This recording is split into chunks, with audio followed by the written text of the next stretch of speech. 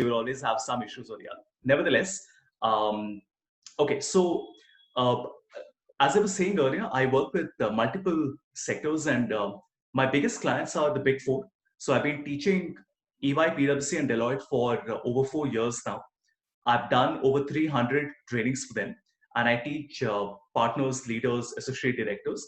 So everybody who's a manager and above, I have taught them. So I've taught over 15,000 people at these companies. I can leave all of this. I have taught at various colleges around the country. I also did the B School ranking with Business World last year. I taught at 11 IIMs and 6 IITs. And this is something I will be talking about later, maybe not today, but sometime tomorrow. There is something called Excel add-ins. So these are additional functionalities of Excel. So if you have worked on Power Query or Solver or the data analysis toolpack, you know what I'm talking about. So these are functionalities not created by Microsoft, but functionalities that we have created on our own. Excellent. So without further ado, let's get started.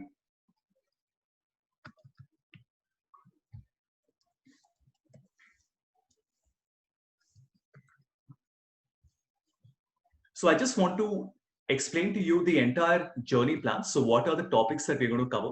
And then we'll pick up one topic and then start with it. The first thing I'm going to do is to give you all a 15-minute crash course on Excel. I understand that some of you have some experience working on Excel. Some of you are at an intermediate level, while others might not have the opportunity, not have had the opportunity of working on Excel for very long, which is completely okay. I will do a 15-minute crash course so that everybody is on the same page. The first main topic that we're going to pick up is VLOOKUP. Now, VLOOKUP, remember, has been replaced by a function called XLOOKUP, which hasn't been launched yet, but I will be talking about it because this is the future of Excel. Then in the next session, we will be covering pivot tables, and I'll show you how to create a dashboard, how to summarize your data, and how to do calculations very quickly. After that, we have advanced charts. Now, we have all created charts. We have created bar charts and column charts and pie charts, but I want to show you how do you create other financial charts. For example, how do you create a waterfall chart or a trellis chart? Then we come to a different element of Excel called Power Query. Power Query is a different language altogether.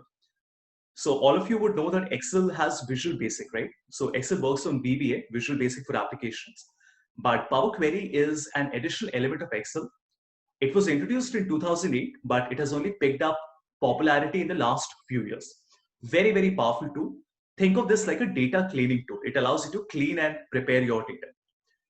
After that, we come to Visual Basic, right? And in addition to this, small topics here and there, I will be covering for you as well. Okay, now the very first thing that I want to do is to give you all an idea of which are the different versions of Excel out there and what are the functionalities that are there currently and which we're expecting to get added in the future.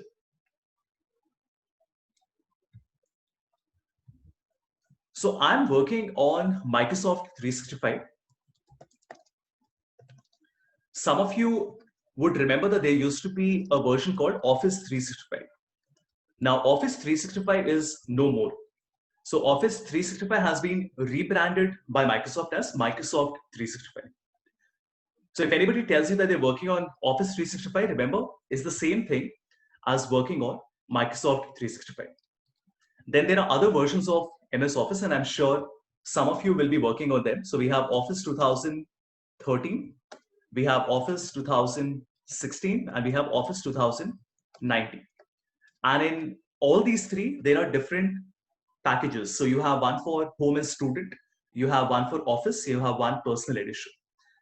Now, you have to understand, everyone, that all these versions are obsolete. Even 2019 is obsolete. And let me explain why I say that. If you want all the features will only be available in a single version, which is Microsoft 365. Now, you might be wondering, but sir, how is that possible? How is it possible that Office 2019, which was only introduced this year, doesn't have all the features? The reason is very simple. Microsoft 365 is a subscription model, which means that Microsoft charges you 420 rupees per month. So essentially, you're looking at spending 5,040 per year, which is a lot of money, right? Because if you're using it for, let's say, 4 years, then how much are you spending on Microsoft Office? You're spending, or let's say 4 years, you're spending 20,000 rupees. On the other hand, if you purchase 2019 Office, it only costs you 7,000. And do you see the differential? So basically, there is a 3x differential. Microsoft will earn 3 times more money from you if you purchase Microsoft 365 versus purchasing Office 2019. So what have they done? Very smartly, what Microsoft has said is that, see, if you want all the latest features and the features that will get updated in the future, you don't have a choice. There is no second option. You will have to purchase Microsoft 365. How do you download it? Like I said, it's available for 420 rupees a month or 4,200 for a year. It's like a Netflix subscription. So you can't purchase it, you can only subscribe to it. But if you get this, then you will get all the, basically your future secure. This will guarantee that you get all the updates in the future. Which version of Office are all of you working on? Asha, which version of Office will all of you be working on? Sir, it actually differs. Okay, so basically the college hasn't given you a copy. You have your own personal laptops, right? Yes, personal laptops. Sure. Now, everybody, some of the topics that I cover, you might not have them.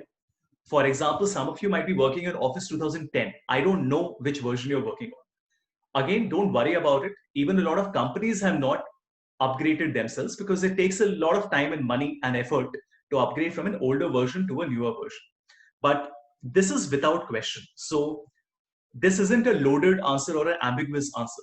If you want to work in finance, if you want to work with Excel, you need to have Microsoft 365. You cannot say, I did not know, I wasn't aware, I had this version, I had that version, I've already paid for it. It's very simple. If you don't have the right tools with you, if you don't even have the right functionalities with you, then how are you going to become an advanced user? Not having the feature on your system doesn't mean that you can say that, oh, I know everything which is there on my system. It doesn't work like that, right? Because when you step out in the corporate world, companies are going to have Microsoft 365. So they will have all the tools with them. And if you go and say, I've never seen this earlier, I've never worked on it earlier, that is not going to cut it, okay? That's why I'm emphasizing on this a lot. And just so that there is absolutely no confusion here,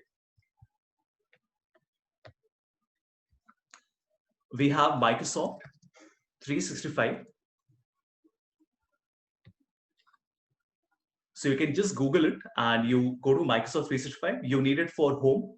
That's the version that you want on your personal laptops.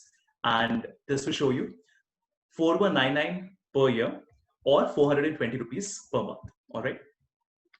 Now, at this stage, a lot of you will be wondering, but okay, you're saying that this is better, but why is it better? Let me just give you a small example. Imagine you're working on PowerPoint, all right? And I want to create a presentation on analytics or something else, maybe, let's say marketing, okay? How do you get an image for your cover slide? You go online and you search for it. But if you have Microsoft 365, there's a feature called, if you look in the top right corner, there's a feature called Design Ideas. What does that do? Design Ideas says that, Habish, you simply type what you want. So if I say marketing and I click on Design Ideas, Microsoft is going to use its own AI engine and it is going to give you ideas related to marketing like this. Which means that you don't have to go running around here and there and search for the right image, and then you have to search for the copyright-free images. It will use its own intelligence to do this. Let's take one more example. This time I'm going to write something very different. Let me say the stock market, okay? Again, I click on Design Ideas. And if you notice, you will get these wonderful images related to the stock market. This is just a simple example, but it just goes to show you, we talk about democratization of AI. So a lot of people say, okay, I've been hearing about AI and machine learning for many, many years, but how will it impact a normal person, a non-IT guy? This is how it will impact your lives. Now you will have these capabilities which were not possible earlier. And if I give you a final example, so let's say you're working on PowerPoint and you want to write something. So now there'll be a button called Dictate in the top right corner again. And I don't need to explain what it is. You click on the button.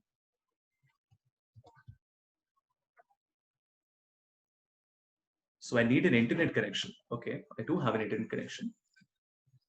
Hi. The Dictate option in Microsoft PowerPoint allows you to speak to the system and it transcribes your speech to text in real time.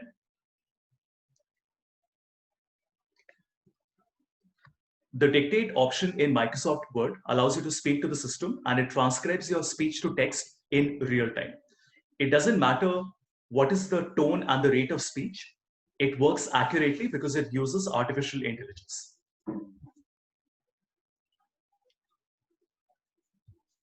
How impressive is that? I mean, imagine earlier there used to be jobs which required people to do this, right? Take memos and take notes. Now you have this free feature that is a part of Microsoft, and they're not even charging you any money for it. Of course, the feature is there on Excel, Word, and PowerPoint, even Outlook. But this is the future, right? So when we're talking about Excel, similarly, remember a lot of these features will get added, but remember these features will only work on Microsoft 365. Okay. All right.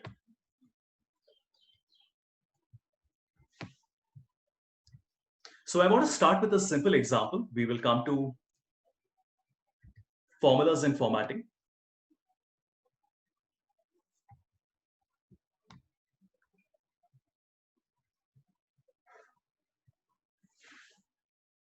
And a very, very simple example. We have 5 customers. We have their sales amount. We have the discount that is being given to every single customer. And then there is a multiplication, which is D3 into C3. And I've copied the formula all the way down, right? So no question about this. Here is my question to you. If I try to copy these values and I paste it here, why is it not getting pasted correctly? The reason is very simple. Because when you do a Control C and a Control V, you would notice that the 2 cells are also shifting. So that means that it is not multiplying C3 with D3, it is multiplying F3 with E3. Now we already know how to fix it. Whenever you have this problem, you have to remind yourself that you don't do a Control C and a Control V. You will have to press, let me write it here. You'll have to press Control Alt and V, which is for paste special. What difference does it make? When you press Control Alt V, there is a window that opens up. And in this, there are different options available. Which one do we want? We want to paste not everything, but only the value. I will press OK, and you notice that this time the values have got pasted, not the formula, right? Same thing. If I ask you, how can you paste the values as a link? So if I do a Control C, I can go to paste special, and there's an option that says paste link. A link basically means that there is a link to the original cell. So if you notice, the first one is linked to F3, the second one is linked to F4, and so on and so forth. If you wanted to, you could even have done this with multiple sheets or multiple workbooks. For example, if I'm working on a different Excel file, and if I copy these values and I press Control Alt V and then paste link, you would notice that all of these values have been linked to what? To my other workbook. This is the workbook name, this is the sheet name, and this is the cell reference, which is F3, right? Why should we create a paste link using paste special? Because otherwise you will have to do equal to, then you will have to go to the other workbook and select the value. See, this is also okay. It's not that this method is incorrect, but it's just manual, right? You will have to do this one by one for all the values. If you want to copy a bunch of values and create a link at the same time, then very nicely you can do it using paste special. Let's go to a more advanced example. I want to transpose my data here. So if you notice, we have customer name, and there are 5 customers, and I have sales, discount, quantity, and profit. Now, if you try to select the entire data set, Control C, and you do a paste special, Control Alt V, and transpose this one, very simply, you get a transpose data set. That means that now the customer names are in the first column, and the headings have become the first row. This is exactly what we want. But there is a bit of a problem, isn't it? If I go back and change something, if I change the 6190 into 10,000, you notice that this number is not changing automatically. Obviously, because you did not write a formula, what we did was we did a transpose which is manual. But what if you wanted to transpose and you wanted to keep a formula at the same time? For this, you can write equal to transpose, and when I select my entire data, now remember we are only writing one single formula, the result will come like this. Let me remove the colors so that you can see this clearly. Does it make sense? So if you remember, I have not written a formula and then done a copy paste. I just written a single function equal to transpose, and the entire data is being transposed like this. For example, if now I change a number to something else, you will notice that the number changes automatically. If I come and I change a name, that same name changes here as well. If all of you try to write transpose on your system, it will not work. Why? So the reason it will not work is because transpose only works with Microsoft 365, which has something called dynamic arrays. Okay, so quickly hop over back to Google and just see what this is.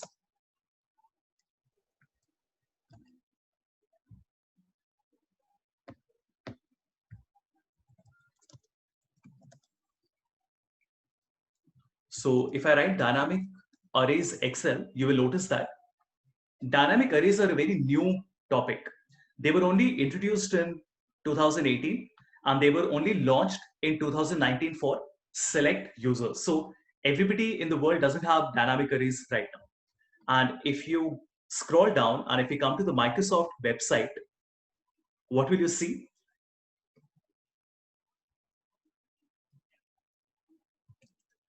Let the page load.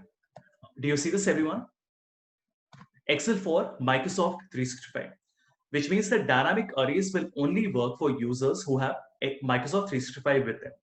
Earlier, you needed to write Control-Shift-Enter, which is a legacy array formula, but we don't need that now. And also, if you notice, dynamic array formula support was released to Microsoft 365 subscribers in the January 2020 channel. That means not everybody has access to dynamic arrays. Only people who are in the current channel have access to it. I'm a Microsoft developer, so I get early access to all these features. Any questions on this, anyone? I'll just take a 1-minute pause because this is very important. How do you write a formula that doesn't give you one result, but it gives you all these results at the same time? Anything, just feel comfortable. Whatever is on your mind, just tell me. You can even unmute yourself if you want to, because this topic is very important.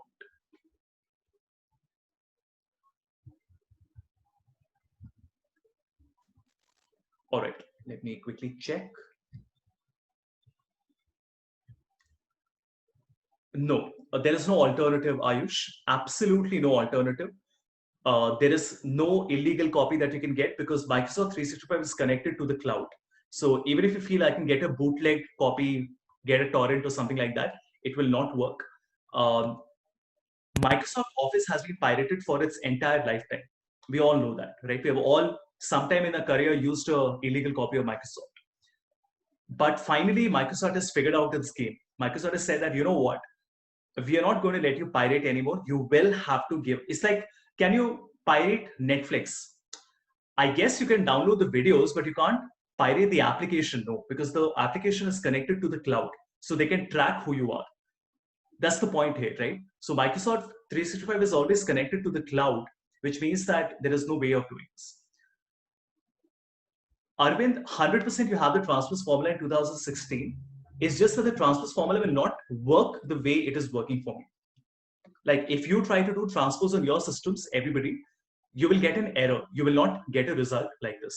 But I would be surprised if you don't have the transpose function. That's very unlikely.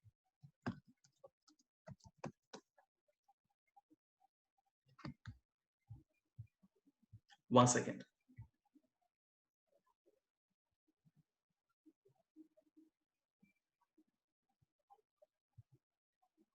The transpose function is there on all versions. So it's there on 365, 19, 16, 13, 10, 7. So it's not possible that the function is not there. I hope none of you are working on a Mac. If you're working on a Mac, then some of these features will be different. But do remember that Microsoft 365 is available for the Mac as well. So in case you're working on the Mac, either you get Microsoft for Mac, or my suggestion would be to simply get Bootcamp, right? Which allows you to install Windows on a Mac, or you install Parallels, which also allows you to install a copy of Windows on your Mac like this. It's very cheap. It's just $70. So you'll have to spend about 4,000 rupees. It's a one-time fee, and this will allow you to run Windows on your Mac. I know it sort of defeats the purpose of having a Mac, but see, if you want to work on Excel, then unfortunately, if you want the best version of Excel, then you need to have a copy of Windows with you, right? Okay. Let's look at this. Now, there are different formats in which numbers are represented in Excel. Now, Excel obviously only understands numbers, no question about it, which means that Excel doesn't know what is January. Excel doesn't know what is 11 p.m. Excel doesn't know anything but a number. But how is that possible? For example, if I write today, which is the 27th of June 2020, you will say, but sir, it is telling us it's the 27th of June 2020. So how can you say that Excel only understands numbers? The reason is that 27th of June 2020 is nothing but a number which is 44009. If you say, but what about 11:38 a.m.? 11:38 a.m. is not 11:38 a.m. It is just a number which is 0.48. But what does it even mean? How do you know that 44,009 is a date and 0.48 is a time? If you notice, I can change the date. So this 40,000, if I change it to a date, it will become the 6th of July 2009. If I change 0.75 into a time, it will become 6 p.m. And if I change 0.05 into a percentage, then it will become 5%. Similarly, if I want to change 50,000% into a number, then I can click on number and it will become 500. And if I want to change 1,000 into a currency, it will become $1. The shortcuts are written here. So you have Control Shift 1, 2, 3, 4, 5 for no format, time, date, currency, and percentage. It's very simple. This you have to remember. There's no other option. If you want to remember the shortcuts and you don't want to do this manually every single time, I did it only to show you, but in that case, you will have to remember the shortcuts, right? Okay. And let's come to one more example. I'll just put it on a new sheet. And let me increase the width as well. Can you decode the date from the number? Absolutely. See, please watch everyone. If you have a number with you, which is 44,009, we know that it is a date. I want to know, we know it is today. Today is Saturday. So how do I find that? I can say equal to text. And then what do I want to find? The day, which will be D. And if you tell me it is Saturday. Make sense? If you want to know what month it is, you can say the month and it tells you it is June. If you want to know the year, you can say Y and it should tell you the year, like this.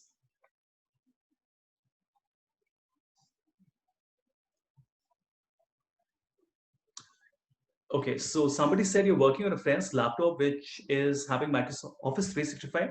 I'm unable to access most of the MS Office files sent to me. Even these I create on Office Live are not opening. Is it so that files being created on cracked versions will be inaccessible on Office 365? It's very unlikely, Akash, that Microsoft will not allow you to open. See, a file cannot be cracked. You have to understand that. The file will be a file, whether you do it on a crack or a legal version. What we can do is, after today's session is over, maybe in the night around 9 p.m. or so, you can just connect with me and I will understand your problem in more detail. Without knowing further detail, I can't tell you the answer to that problem. Right? So I hope this was clear. This is how you get the day, month, and year. We'll do this in more detail later. I want to focus on this, which means that I want the user, listen carefully. I want the user to write 100, but the result should be 100 POS in green. And if he says minus 100, it should be minus 100 with the NEG. Now you will say, why can't I just go and change the color manually? But you don't want to do that. You want it to happen automatically. For this, I will right click and then select. In fact, let me select both of them. Right click and select format cells. And what is the format that we want? We will go to custom. And here we will say that, just watch this place very carefully. I will say that my positive number comes first and then my negative number. So what should be the color of my positive number? It should be green. So I'll put it in bracket like this. Then I put a 0 to show that I want to show the positive number. And then in double quote, I will write POS, put a semicolon, then I will write RED, and then again a 0 with a minus, and then finally NEG. Let me just zoom it so that you can see this clearly. Right? So what is green? Green is the color of my positive number. POS is the text that will come after my positive number. Red is the color of my negative number, and NEG is the text that comes after my negative number. And what will the final result look like? It will look like this, which means that if you change this to minus 500, it is minus 500 in red. If you change it to 100, it becomes 100 POS in green. This topic is called custom formats. Vivek, you can do conditional formatting, but conditional formatting cannot add this text POS and NEG. You're absolutely right. If I wanted to change the numbers into a different color, I can go to conditional formatting and say that all the cells that are less than, let's say 0 are red and greater than 0 are green, like this. This will work. I'm not arguing that. All I'm saying is, how do you get this text? The text can only come using a formula, which means if you write equal to and POS like this, but I don't want to write a formula, right? Because that is too much effort. And that's exactly what I've done here. If you notice, we have not changed the value. So the value in the cell is still minus 100 and plus 100. We have only changed the custom format. Now, this is a very detailed topic, and I will share a very good link with all of you. So this would be, one second. You know what I'll do? I'll also write all these things down in one place so that you don't have to go running here and there to find all this. This is called custom format. And one more thing I told you was dynamic arrays, which only work on Microsoft 365. Then custom formats, you can go to this website called AbleBits. I'll just give you the link itself. So you type custom format AbleBits, and you will get a beautiful website which has a nice blog entry, and it explains to you how these custom formats look. Like the one I just showed you, it covers this topic in much more detail. Okay, let us keep this open. Here's my next question. Let's come to, this is okay. What about this one? How do you write the formula?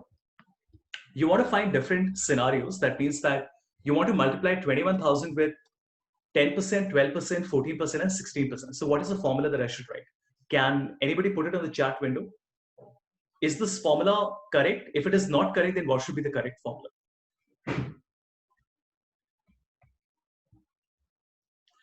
Sensitivity analysis would be a bit of an overkill here because we're only doing a simple formula.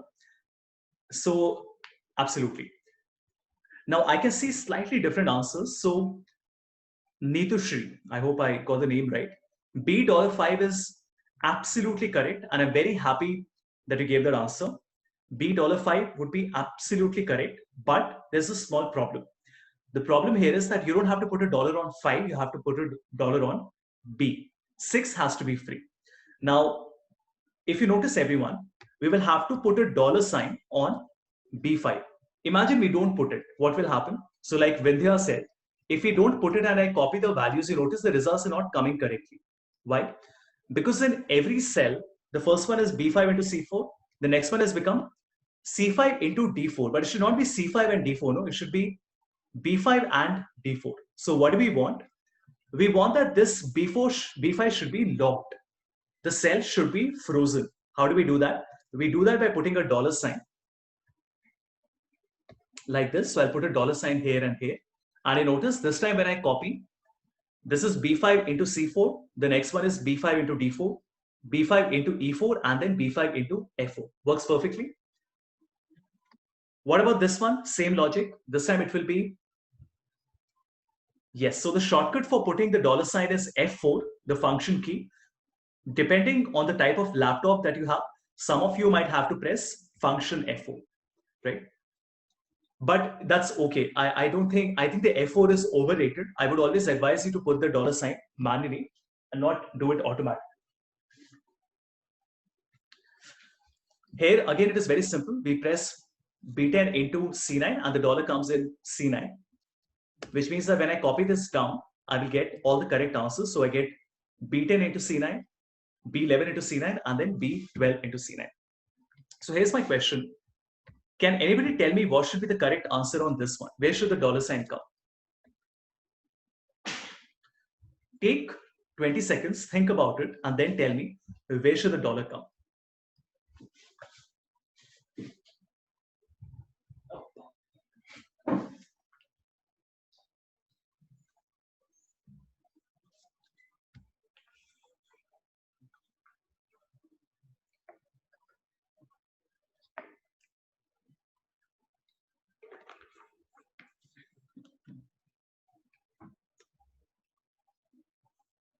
Okay.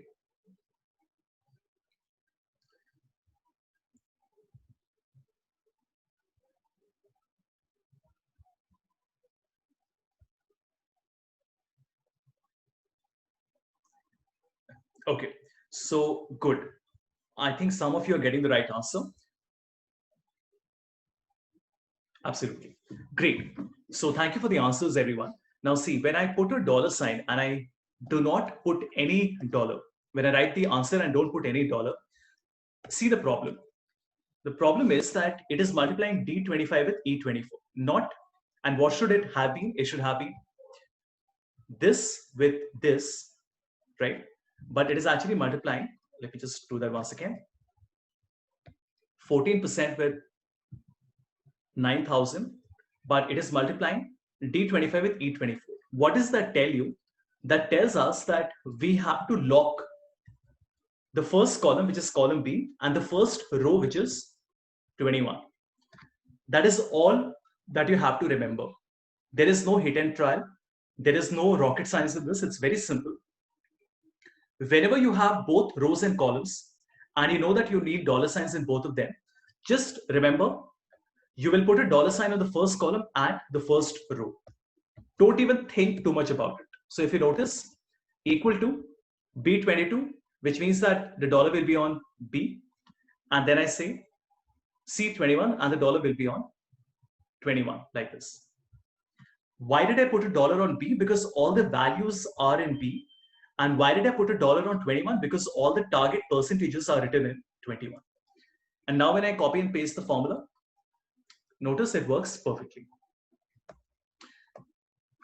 Some of you gave me the correct answer, and I'm sure you would agree that once you get it, it is very simple. Then you don't have to worry too much about it. But if you're not comfortable with dollar signs, then you will always spend some time doing some hit and trial, and that's not a good habit. So please make sure to practice this. For those of you who already know the topic, that's completely okay. For those of you who don't know the topic, just remember, this is how you will do this, all right? All right, let's come to our next sheet.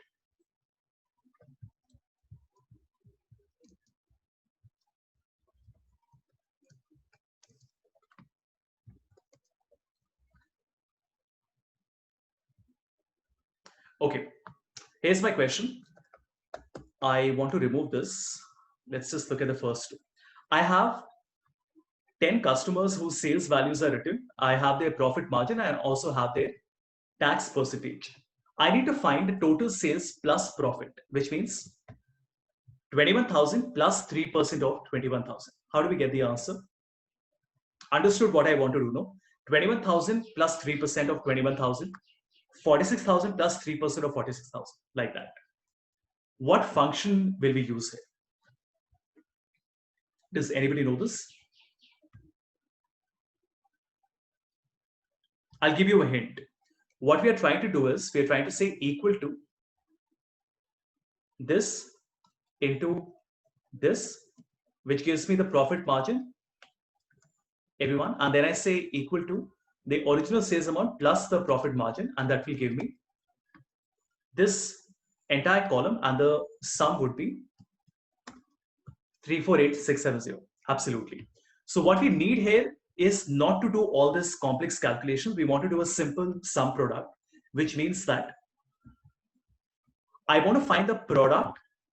Remember, you want to find the product of two columns and then you want to sum it up. That means I will find the product of two columns. My first column is sales and the second column is profit margin, which means that every value will be multiplied by the corresponding value. So 21,000 into 3%, 46,000 into 3%, and so on. And then when I get 10 values, I will sum it up and the result will be 9670, which is exactly what we wanted, which is every single sales amount multiplied by the corresponding profit margin. But there's a bit of a catch. This is only telling me the profit. I want to know the sales plus profit. So what do? Watch carefully. I will just put a 1 plus, which means I'm not multiplying 21,000 by 3%. I'm multiplying 21,000 by 103%, 46,000 by 103%, 19,000 by 105%. And what will be the result? It will be your total sales plus the profit. So I hope this is clear. Right? What are we doing now? When we say 1 plus C7, C18, we're actually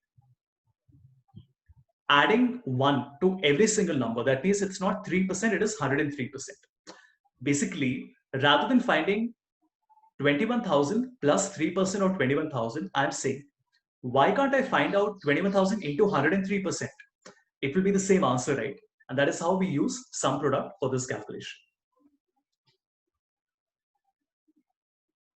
You want to see something else? Watch. If I say equal to B7 to B18 into C7 to C18, what will you get? You will get the multiplication like this, everyone. And then if I say I want to find the sum of this entire thing, you will get 9670. And if I say into 1 plus, you will get the same result. I would like all of you to look at both the formulas. I'll just write my formula here.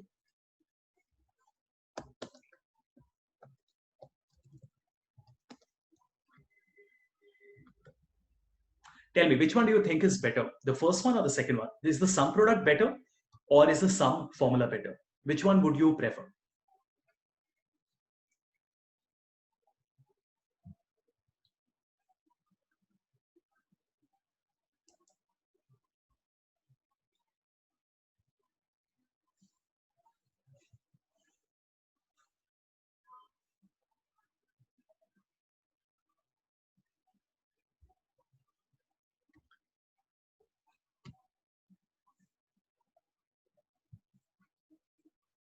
No, not the sum product. Not the sum product. I'll tell you why. The catch in the second formula, Arun, is that the second formula will only work when you have dynamic arrays with you. If you try to write if you write the same formula that I've written on your computer, it will not work because you will need to have dynamic arrays for this. Everybody, please think about it. The first formula is not better. And you know why? Because the first formula uses a function called sum product, which is not a typical formula. It's not a standard formula. It is a very complex formula, and it is a formula that is very different, or rather a function that is very different to everything else. Now that we can do array formulas in Excel, there is absolutely, and I say this very confidently, absolutely no reason for you to use sum product. As a financial analyst, if you're still using sum product, you'll be making a big, big mistake. And you know why? Because sum product is very limited in scope. For example, in sum product, you can't choose anything. Like it will only multiply two values with each other. Don't you see this? The advantage of writing this manually is that I can fully control the formula. Everything is in my control. For example, here if you notice, it can only multiply column B and column C. It cannot divide column B and column C. But in my formula, if I wanted to divide for some reason, I could have said I want to divide and it would have given me the division. When you write the sum like this, the formula is completely in your control. Every single function, parentheses, operator is in your control. On the other hand, in a sum product, you're limited by sum product's limitations, right? So I know it seems very strange because sum product has been a very powerful formula, especially for financial analysts. But now that dynamic arrays are there in Excel, sum product has basically become meaningless. There's no reason for you to use sum product. Even though the answer would be the same, I would strongly advise you to start working with the new way and not with the old one, right? Like this.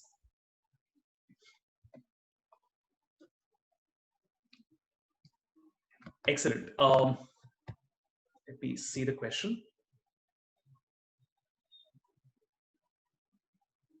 Compound formulas. Dipanjan, could you explain what you mean when you say compound formulas?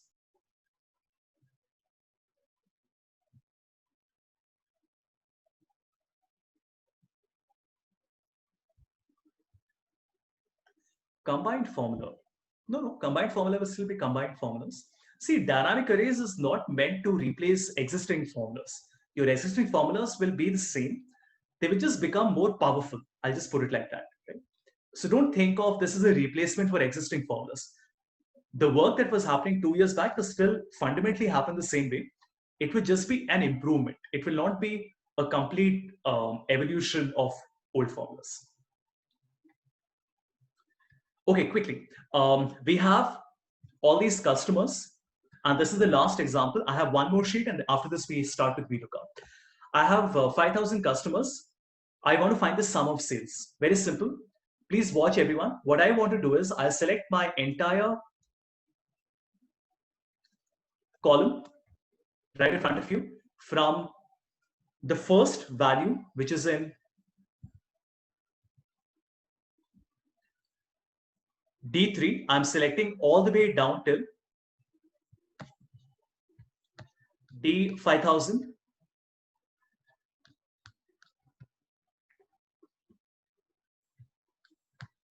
Let me scroll a little bit more. So from the first value in D3, I'm selecting all the way down till D5008. Why are we doing that? Because next to the formula bar, there is something called the name box. So I'm not sure how many of you know this, but if you don't, please learn it. This is very important. In the name box, I will give a name of my choice. So I'll say that the column that I've selected, I want to call as my data. Okay, and enter. So what has happened? You're basically given a name to your range. Named ranges. And what happens now is that if I want to find the sum, I can say equal to sum of not, I don't have to select the cells anymore. I can simply say my range, my data. So it gives you the sum. The average would be the average of my data. So far, it's very simple. The count will be the count of what? If you say count of my data, it will tell you how many transactions have happened. Unique customers would be anybody? Any ideas? How do you find the unique number of customers? You can't find it from column D. You will need to use column C. But how do I find the number of unique customers?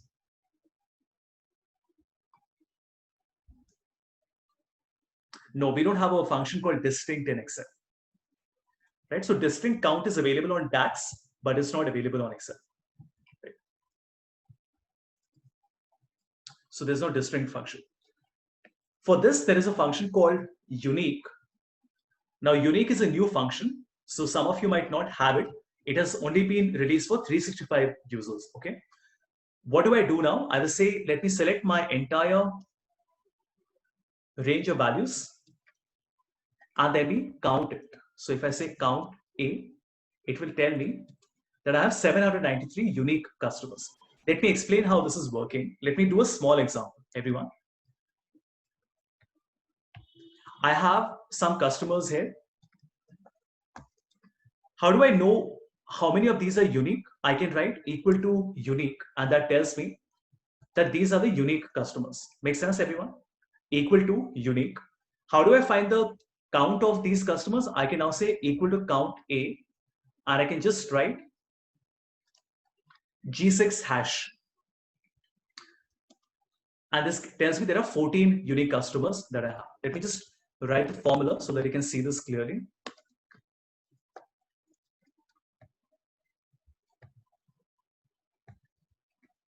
If you feel that you've never seen this hash earlier, don't worry. Hash has been introduced in Excel this year. The concept of a hash was never there in Excel earlier. A hash refers to a dynamic array, which means that we don't have to specify that my last value is G19. It will automatically figure out that the last value is G19.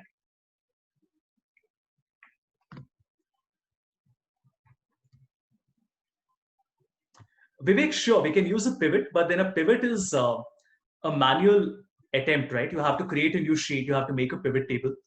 It's not the most user-friendly approach if you want a quick result. If you want a quick result, then you have to know how to write a formula as well. Right? Pivot would take too much time.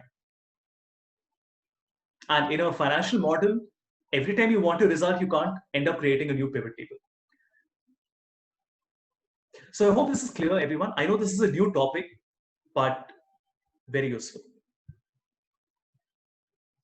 What if there is an empty cell after G19?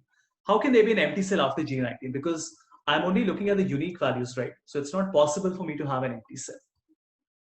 For example, if I had an empty cell like this, then it would have come as a 0 in any case. So it would have given it the count of the empty cell also.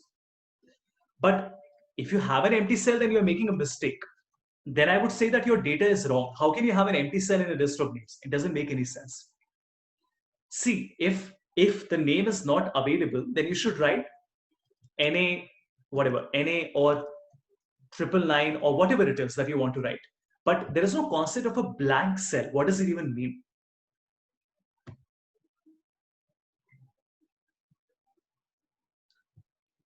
Right? Okay.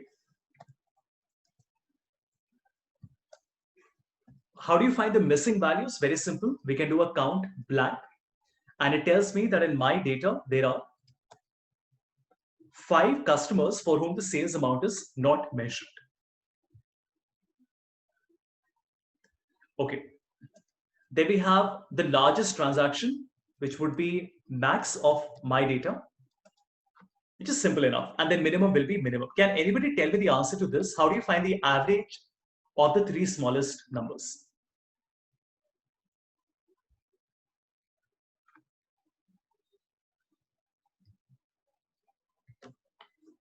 This is the tricky one. How do you find the average of the 3 smallest numbers?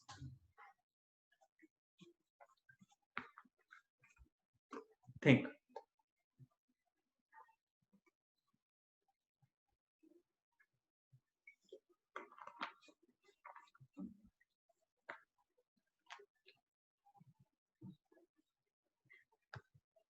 Any ideas, anyone? How do you find the average of the 3 smallest numbers?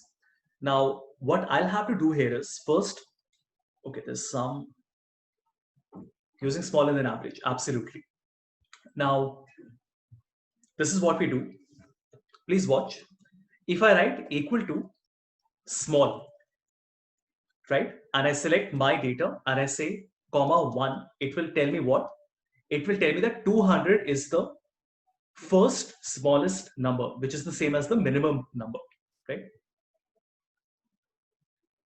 So average small my data, Janvi, Harini, absolutely correct. But I don't want to find the average of, so Shubham, you're very close. You want to use average small in row, but I'll give you a simpler way of doing this. Please watch.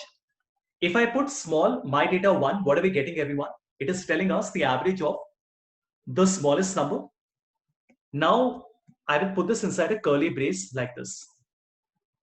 And in this, I can write 1, 2, 3. What will it do? It will give me the average of the, or rather, it will tell me the 3 smallest numbers. And then I can find the average like this. So the average of the 3 smallest numbers are 566. Any questions on this, anyone?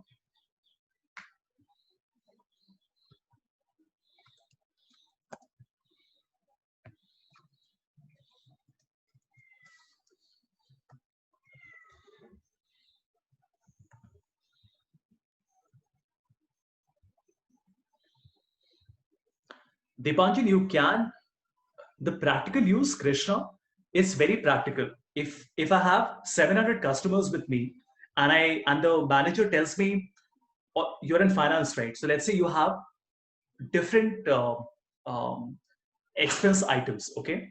And somebody tells you, tell me which are the highest expenses. You can use a large function to find out that the top 5 expenses are salary, transportation, lodging, travel expenditure, and something else, right? Similarly, somebody might say, if you're looking at which divisions are being paid the least salary, basically you want uniformity in the salary across the organization. If somebody says, tell me which divisions are paying the least amount of salary, how do you find that? How do you know who are the smallest people, where the numbers are the smallest? You will have to use small there, right? Transpose. Yeah, so if you want the 3 results, then absolutely, you can use a transpose there. Somebody said, how do you write 1:3? So that will be a little different, but let's do this. Just watch, everyone. Now this is giving me small my data 1, 2, 3. Now, if you wanted to find the 10 smallest numbers, you will need to write 1, 2, 3, 4 all the way till 10. But that doesn't make a lot of sense. I want to write 1:10. This is how we do it. I just do it here so that you can understand it, all of you. If I write, please watch. My start and my end, okay? So my starting number is 1 and my ending number is 3, which I'm putting manually. How do I combine them? I can say equal to 1 concatenated with a colon, concatenated with a 3. I will get 1, 2, 3, or rather 1:3. If I make an indirect, what will that do? That will give me some sort of an error, right? So watch again. If I say row, then it gives me 1, 2, 3. Which means that if I change it to 5, it is giving me 1, 2, 3, 4, 5. If I change it to 2, it is giving me this. If I make it 3 to 6, it is giving me 3, 4, 5, 6. So what are we doing? We are saying that age 20 to age 21 is my minimum and maximum point. That's the range, the start and the end item. What is indirect doing? Indirect is converting that with a dollar sign, and then the row is expanding that into multiple rows. That means that if I copy this entire thing right in front of you, Control C, I will come back to my original formula and I write, rather than writing 1, 2, 3 like this, I will put my row here. Please watch, everyone. If I make this 1, 3, it will tell me the 3 smallest are 566. For some reason, you want to find out not the bottom 5, but the next 5. That means people from 6 to 10. So I can just make it 6 to 10, and it will tell me that 6 to 10, the average is 1000, like this. And you can, of course, change the numbers as in how you wish. Actually, the result is not changing because most of the people have the same value, but you get the idea, right? Like this. Any questions on this, anyone?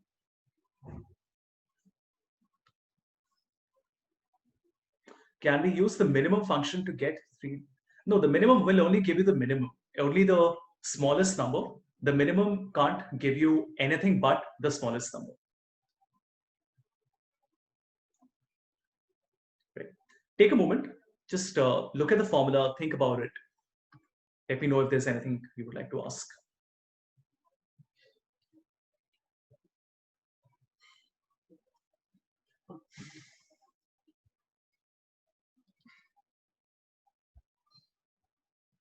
The AND is just a concatenation, Amit. So,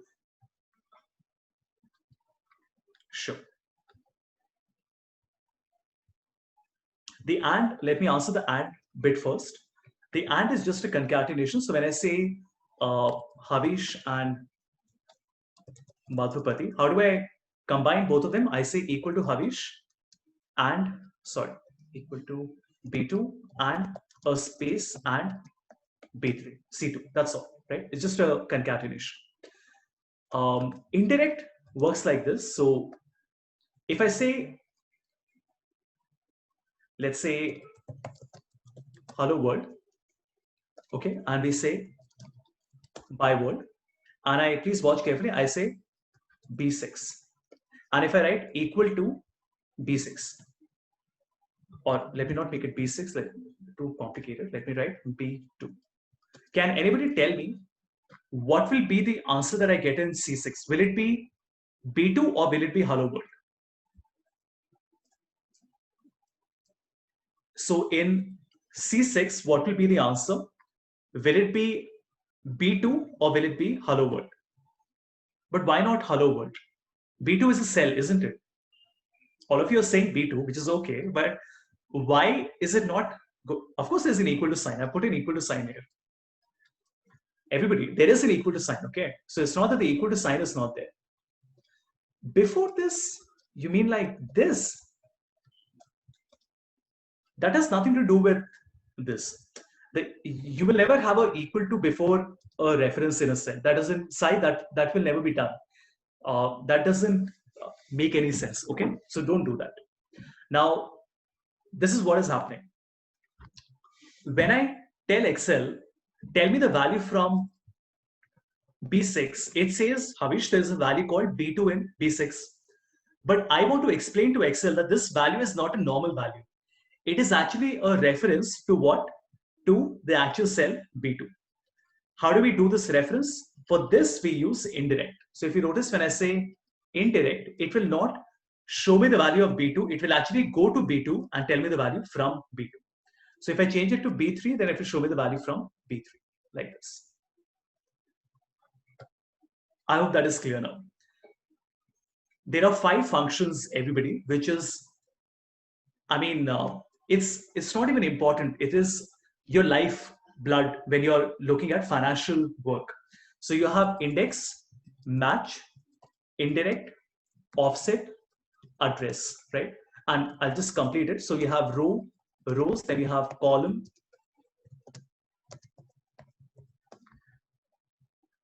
and one final formula is cell.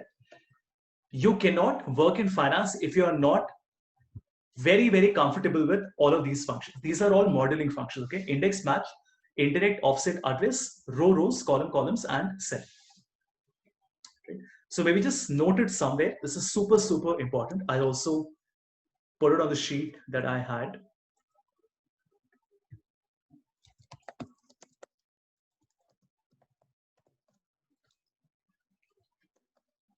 Let me also save this on my system.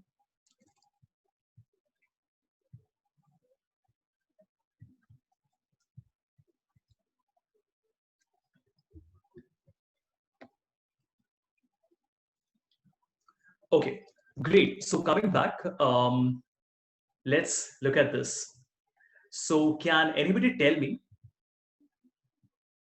what is the sum of all these numbers?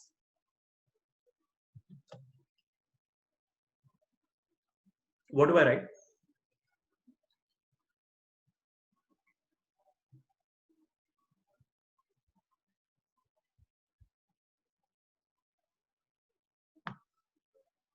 What will be the sum of all these numbers?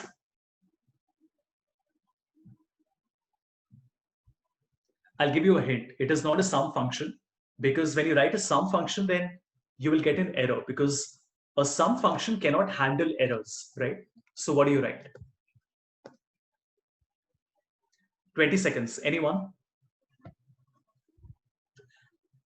It's a good idea, Dipanjan, but if error will become too complicated because you're looking at an entire range. We are not looking at just one cell. Also, if error would be used when I just want to find out if there is an error or not. And right now, I don't want to find it out. I want to find out the total of the rest of the numbers. So it's a good guess, but something else. So everybody, we use something called aggregate. What aggregation do we want? We want to find the sum. Make sense? Then it says, what do we want to ignore? So we want to ignore our error values. Fair enough, which is 6. And after that, I can select all the cells. And if you notice, it will tell me the sum, ignoring all the error values. Simple, right?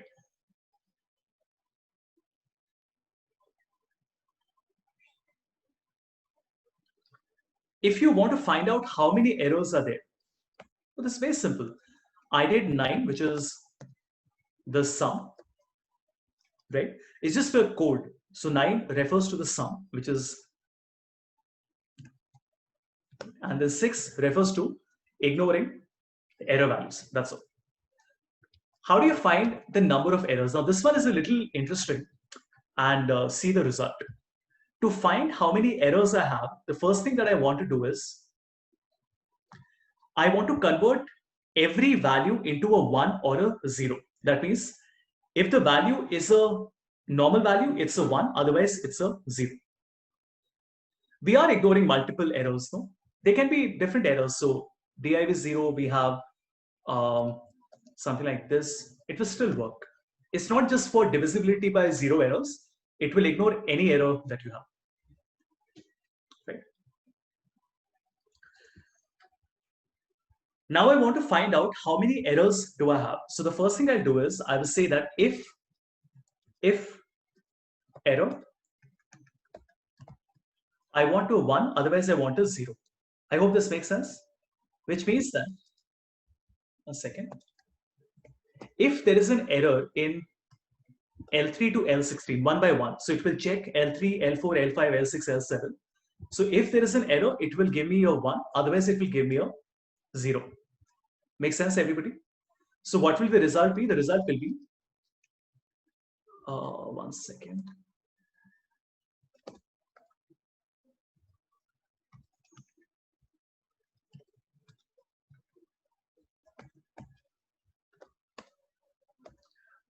Let's say this. So we are saying, if there is an error, you give me a 1. So if you notice, all the errors have been replaced with the number 1. Make sense? What can I do now? I can just count the number 1. I can now say equal to count if the result is 1. And one second. My range and my criteria. That's not working. Never mind. We'll do it in a different way. So I'll say sum if, let's say, is error, then you have 1, otherwise you have 0, right? So this is what we're doing now. We are first saying equal to is error. That means, is it an error or not? So if you notice, it will give me false and true. So wherever there is no error, it gives me a false. Wherever there's an error, it gives me a true. Now, what do we want to do? I want to convert this using an if into ones and zeros, which means that if it is false and true, it will correspondingly become 0 and 1. Finally, I can just sum it up and it will tell me how many errors I have, which is I have 3 errors.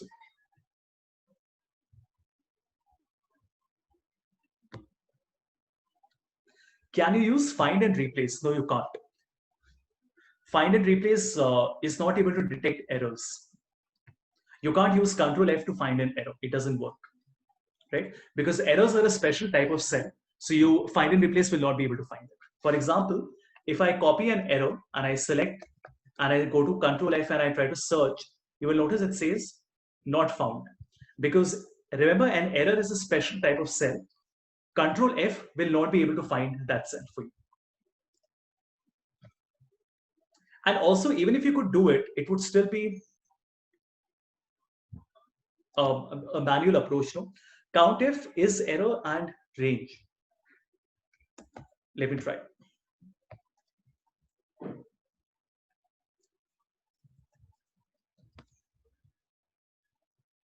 Yeah, I guess we can. So we can write is error. I can write is error, and then I can do a. I haven't tried it, but let's see if it works or not.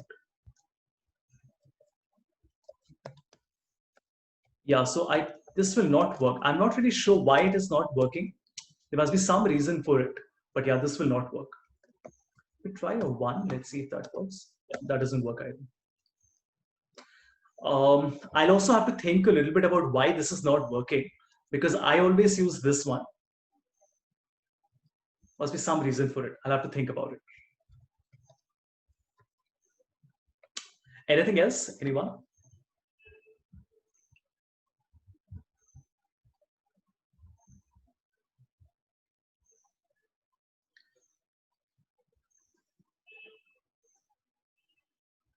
Wonderful. So now that we've done this, let's come to VLOOKUP. Anybody who has never worked with VLOOKUP earlier?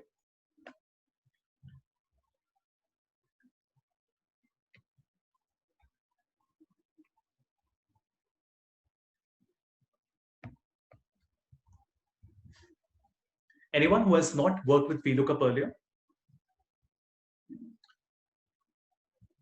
It's not a crime. If you haven't worked on it, there's nothing wrong with it.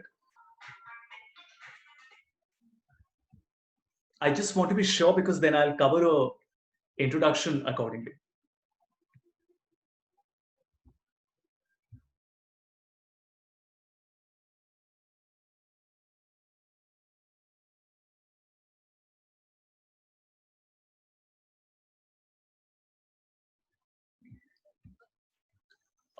Do I take that as a yes that all of you have worked with VLOOKUPs earlier? Okay, so Subhadeep, you have it. All right. So, okay, so I would say that some of you haven't worked. So I'll just do a little bit of introduction so that you are not left behind. Okay. Tell me something. Can anybody guess which is the most used function on Excel? This was a survey that Microsoft did worldwide. Okay, not in India. Can anybody tell me which is the most used function on Excel?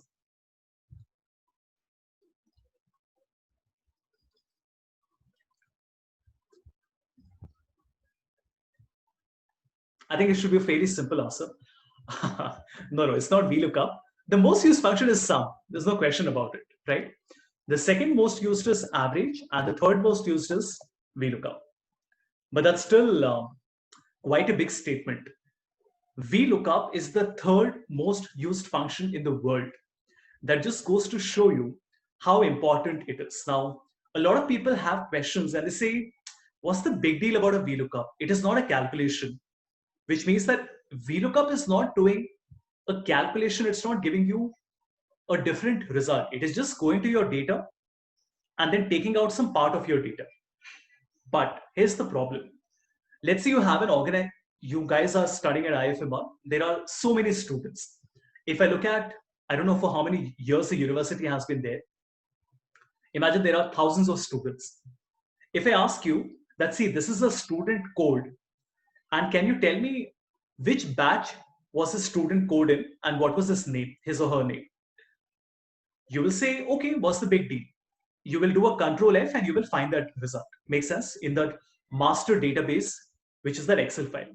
What if I ask you that, okay, out of the 1,000 students, tell me the batch details of these 15 students. Then you will say, okay, I'll do control F 15 times and find out the answer. But what if I ask you to do this with 50 students? Will you do control F 50 times? Absolutely not. That is meaningless, right?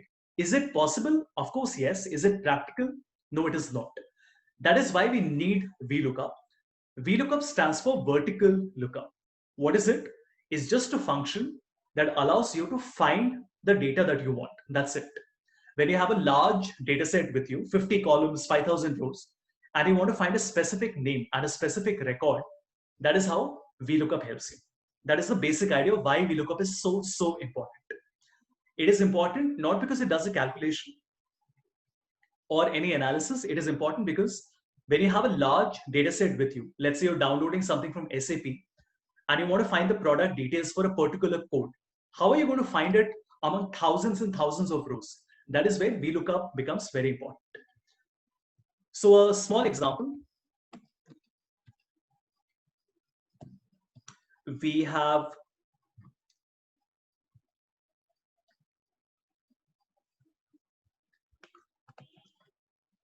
we have 10 customers, everyone, and out of these 10 customers, 5 are eligible for a bonus, okay, because their performance was really good. I want to know what is the customer name. How do I find that? I have 10 names with me. I know the ID. Obviously, if I know the ID, I can also go and check the name, right? I know that 123 is Devin and 456 is, okay, 456 isn't there, but 789 is Summer and so on and so forth. How do we do this? How do you find that 123 belongs to Devin Huddleston? To do this, I will search for 123. Where will I search? I will search in, please watch, I will search in column C. And where is our result? Our result is in column D, like this. Make sense? So we are searching for 123 in column C. And because the value is in column C in the 6th row, the result will be in the 6th row in column D. That is how VLOOKUP works.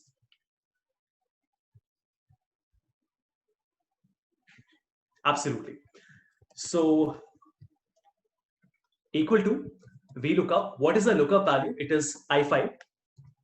What is our table array? Now remember, it is not asking you to choose the column where the ID is there. It is asking you to choose both. That means the table in which the ID is also there and the name is also there. So I'll select C and D at the same time, like this.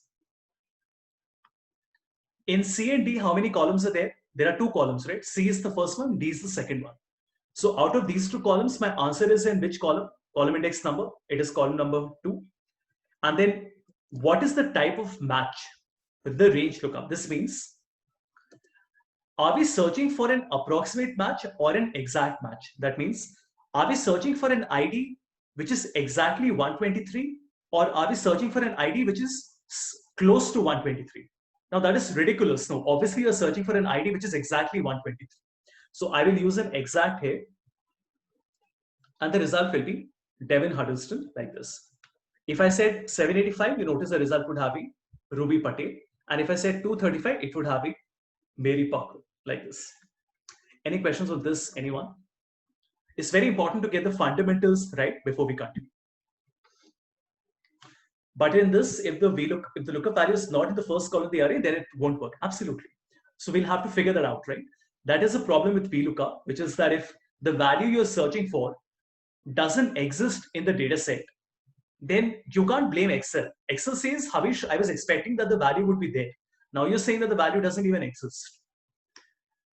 So do you see this? When I copy this formula down, you get an error because 456 doesn't appear at all. So what do?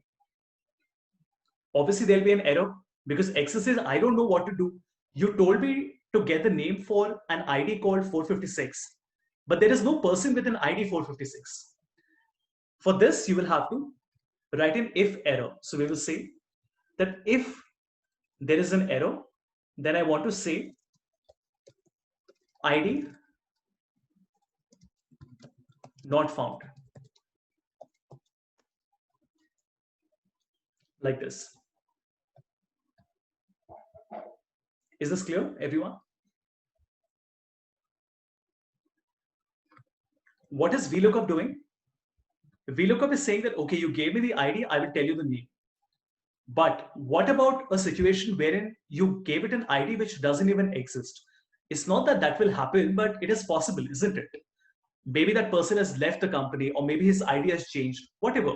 There could be 15 different reasons for the ID not being there.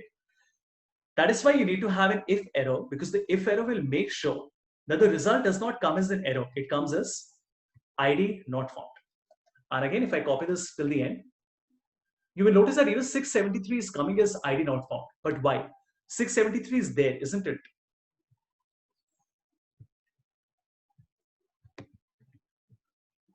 Vivek, what's the if error NA? If you could explain. I mean, are you telling me or are you asking me something? No, sir. We can use this statement like if error, and in the end we can write NA. So that's not the proper equation, but that will give us like if there is no data available, then it will show NA. Yeah, that's what we did, right? Are you suggesting something else? No, nothing else. Same thing, right? Okay. Um, wait. So what is the question? There are two IDs with the same. Oh, that's okay. That's just a small mistake. I just changed that. Let's call this winter. Okay. Yeah, that's a mistake on my end.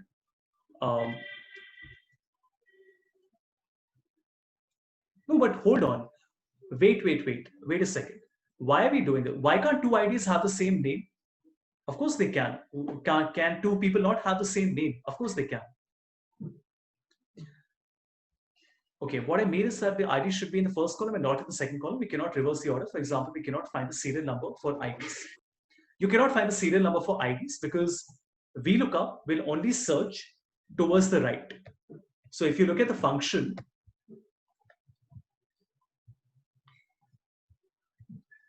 it says that the lookup value is the value to be found. How should I do it? The VLOOKUP is the value to be found in the first column of the table. This is the important part. The value that you're searching, in our case, we were searching for the ID. ID has to be the first column of your table array.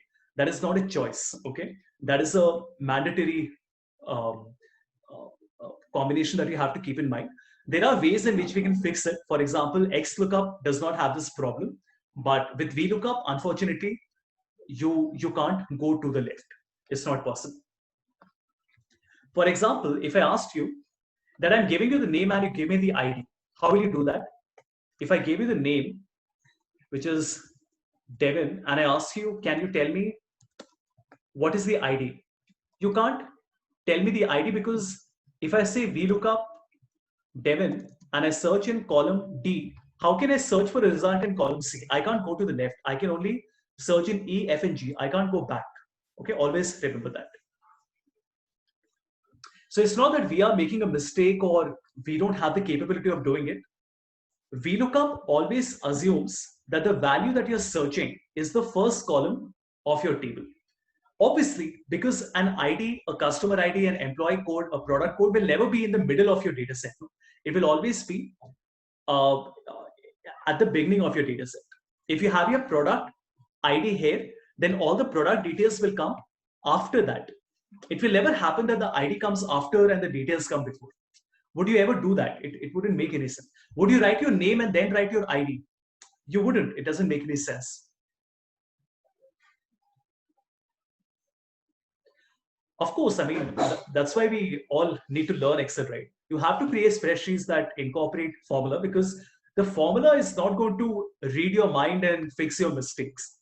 If you don't follow basic hygiene principles, in finance, I don't know if you guys have seen this, but we have something called FAST principles.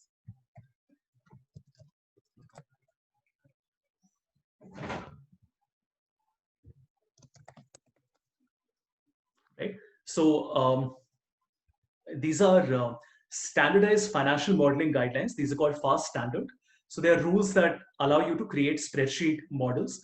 And I mean, it's not mandatory. It's not like the GAP standard that you have to follow it, but it is always recommended that whenever you're working in finance, you should follow the FAST standard.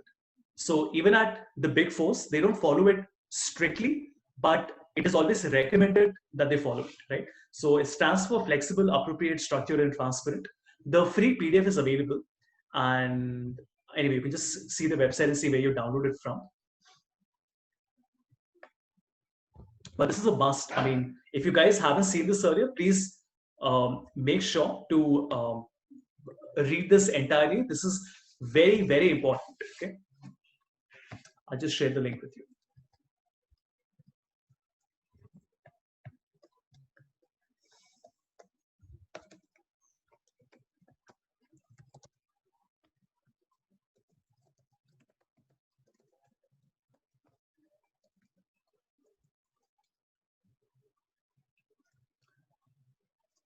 All right. Now, why is the last result not coming? The last result is not coming because, again, somebody said that how can the name be the same? But I told you the name absolutely can be the same. There can be two. Maybe it's not the same Summer Hayward. Maybe it's a different Summer Hayward. Okay. The question is, why is the result not coming? Why is the 673 not found? The reason is because this is a text and this is a number. So how do you fix it? You simply click and you say, I want to convert it to a number, and the result will come like this. All right.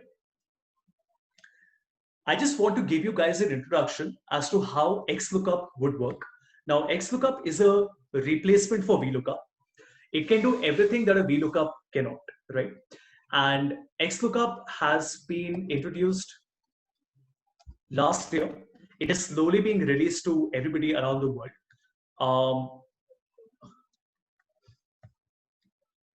One second.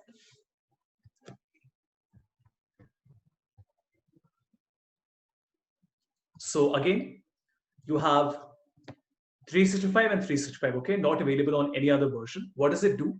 It is basically nothing but a replacement for a VLOOKUP, and it is much, much better than a VLOOKUP. For example, if I want to write an XLOOKUP to get the answer, I can write equal to XLOOKUP.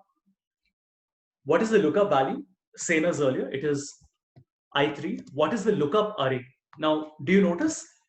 It does not ask me for the table array. It asks me for the lookup array and the return array separately.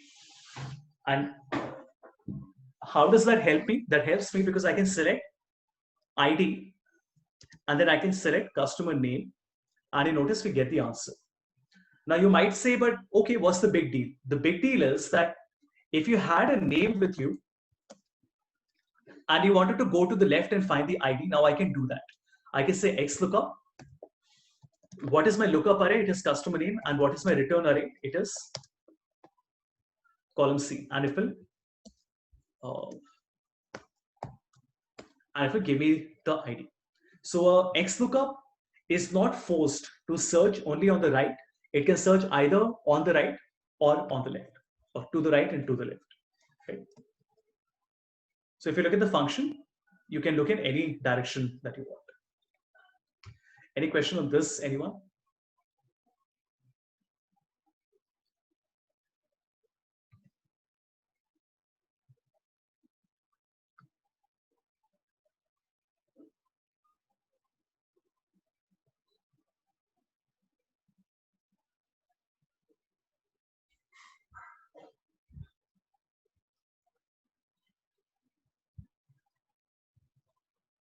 What if two people with the same name? Yeah, that's okay. If there are two people with the same name, how does it matter? Oh, that way. Oh, sure, of course. If you are searching for a Summer Hayward, then see, you will never search for a Summer Hayward and then go and search for the ID. It's not possible. For example, would you say go on LinkedIn and search for Amit Gupta? There would be so many Amit Guptas, right? But if you say that I want to search for the Amit Gupta who works in Uber, then you're being specific. So whenever you're searching for a name, you know that a name can be repeated, isn't it? So you never search for a name alone. You will always search for a name and something else. For example, I was saying, just watch. Because I know that a name can appear multiple times, I want to search for the Summer Hayward who's in Southport, for example. So what will I say? Please watch. I will say Summer Hayward in Southport. So I'll say equal to X lookup. What is our lookup value? Our lookup value is Summer Hayward and the location. What is our lookup array? It is customer name and city. Right? And our return array is the ID. So it returns 789. But if I say, no, I don't want to search for this one, I want to search for the one in Mercia, then it tells me 673, like this. Obviously, if you say, Havish, I will only give you the name and you tell me what is the ID, I will say before I give you the answer, I need to ask you another question, a follow-up question. Which location are we searching for? Because you can't just give me a name and I can search. It's not possible. Because an ID is unique. A name is never unique, right? A city is not unique. A region is not unique. So you'll have to do a multi-column lookup like this. You can't do this with a VLOOKUP, by the way. You can only use XLOOKUP for this.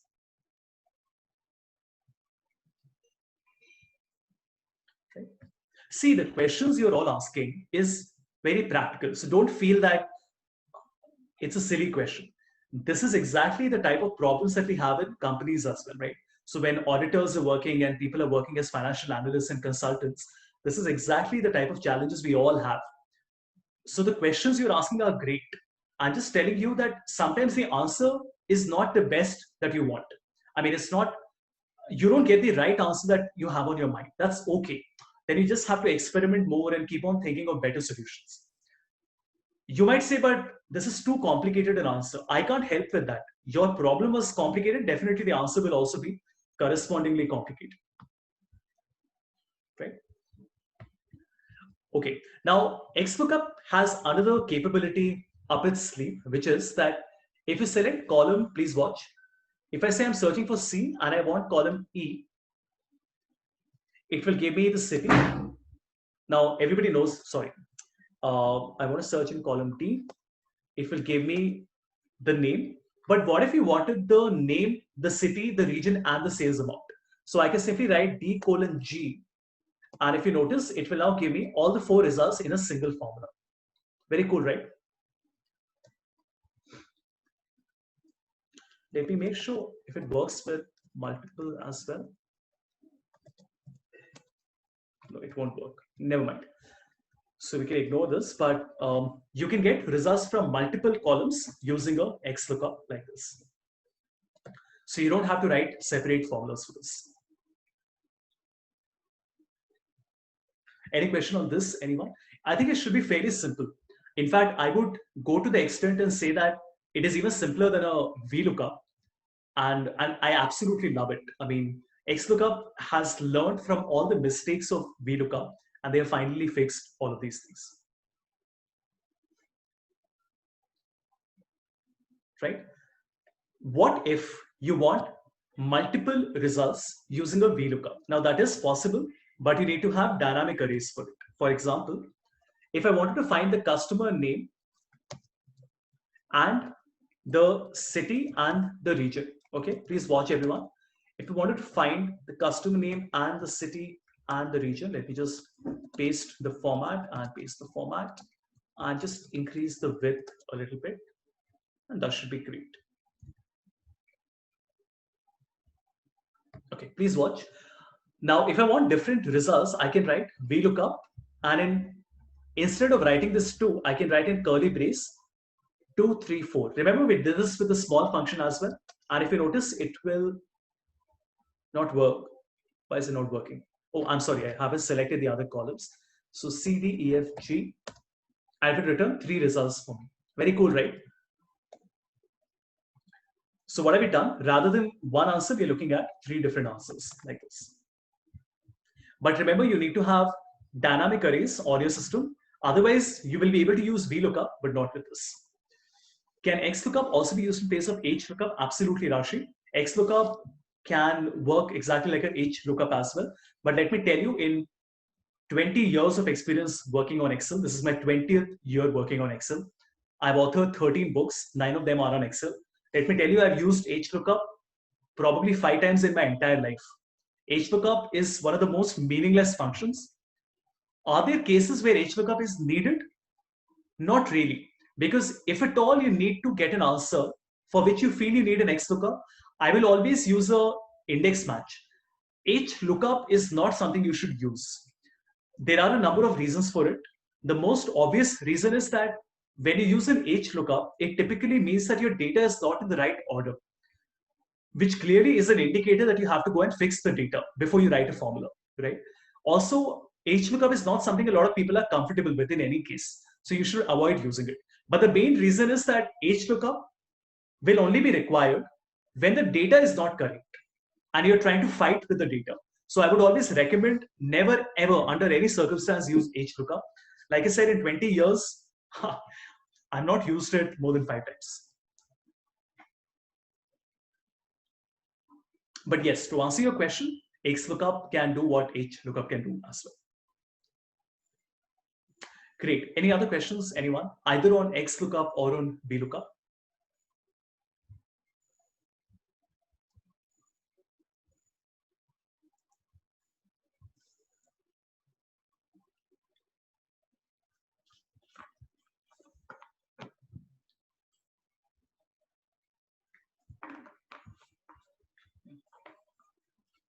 All okay?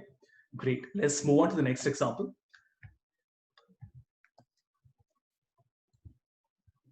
And once again, a reminder, all these examples have been already given to you. The course access that I'll be sharing with all of you will have these videos for all these topics, and it will also have the example and the solved example aspect, right? So if at all you feel, what if I forget? How do I remember all these things? Don't worry, you will have access to all these things. Excellent. What we want to do now is to come to the next example. We'll break for lunch at 1 o'clock, by the way, all right? Excellent. Can anybody tell me the answer to this question? There are 10 sales representatives. This is their sales amount. And you need to find out what is their total earning, which means somebody between 0 to 5,000 should get 10% bonus, 5,000 to 20,000 will be 15% bonus, and so on and so forth. So what will be the bonus that they earn? How do you find the answer?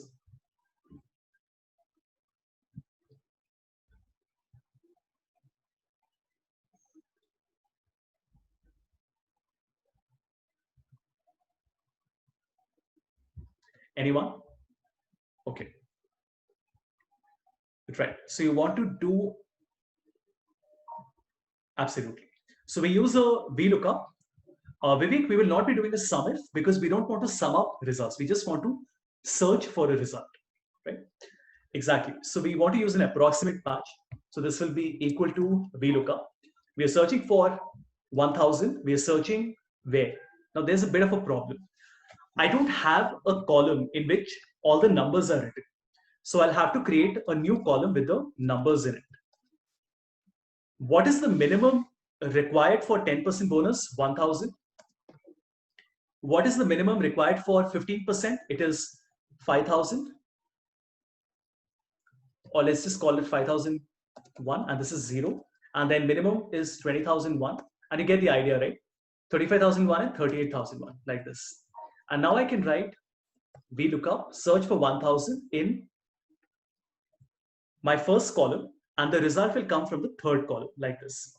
But there is a problem. The problem is that if I do an exact match, then it returns an error. Why? Because it couldn't find the number 1,000 in this entire range.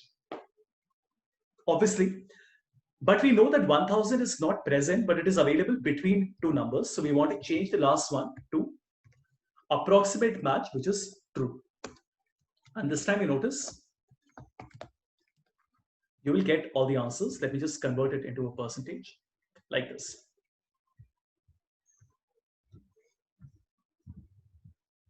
Absolutely. G5 to H10. No, you can't, Dipanjan, you can't search in column G because column G is not a number, it is a range. Excel will not be able to search in column G. That is why you have to create column F.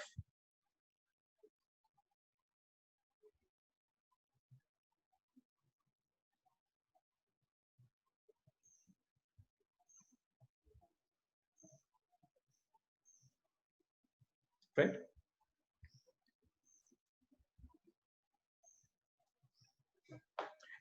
Anything else on this, anyone? It's fairly simple. It's not that complicated. The only difference is that you will have to create an additional column, which is this minimum, which has to be ordered from smallest to largest, obviously. And then the last one will become an Approximate match, not an exact match. Right? You want to see something cool? Watch this.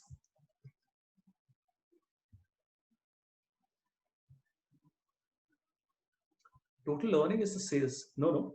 Why would Dipanjan, if I'm a sales rep for a company and I've sold products worth 50,000, what is my earning? My earning is the bonus that I earn. Okay, fine.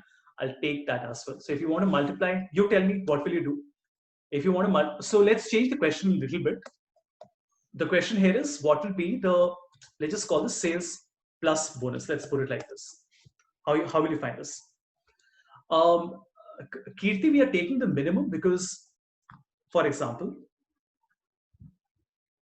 if you want to get pass in your examination, what is the minimum that you require? You need 40 marks, whatever, 40 or 50. Yes or no? For pass. If you want a distinction, then what is the minimum that you need? Then you need 75. Makes sense? This is what we're doing, right? What is this? This is nothing but the minimum column. So whenever you want to find results, do you say that 0 is fail, 1 is fail, 2 is fail, 3 is fail, and 39 is fail, and 40 is pass? No. You would say that the minimum required for somebody to pass an examination is 40. The minimum required for somebody to get a distinction is 75, right? And if you want to, let's say, be an honor roll, then you need to have a minimum of 90, like this. That's exactly what we were doing in the previous example as well. And like I said, this is very simple. You just want to multiply this. You will say equal to C6 multiplied by 1 plus this entire result. So let me convert that back to a number. So it will tell me the sales plus the bonus. So what have I done? I've taken the original sales amount. I've calculated the bonus percentage and I'm doing 1 plus the bonus percentage. That means 110%, 115%, and so on and so forth. Okay. Absolutely.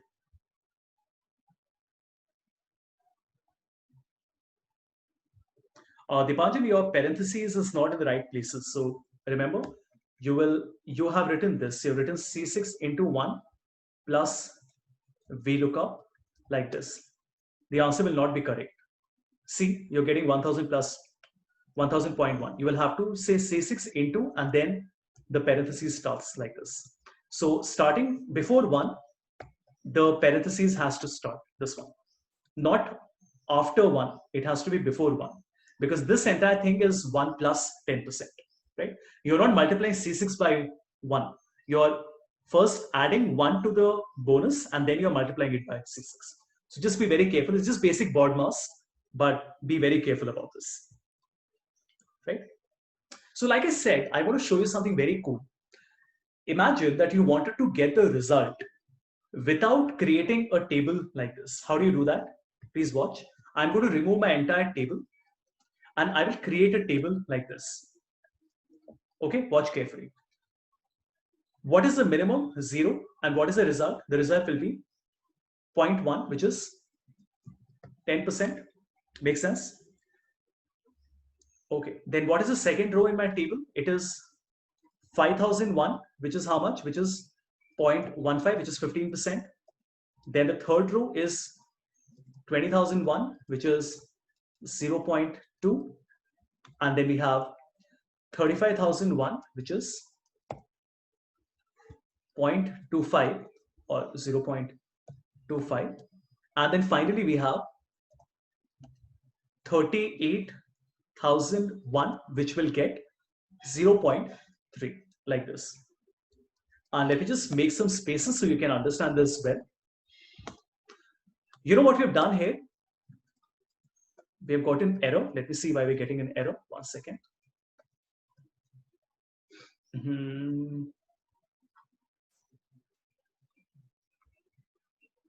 Let me check.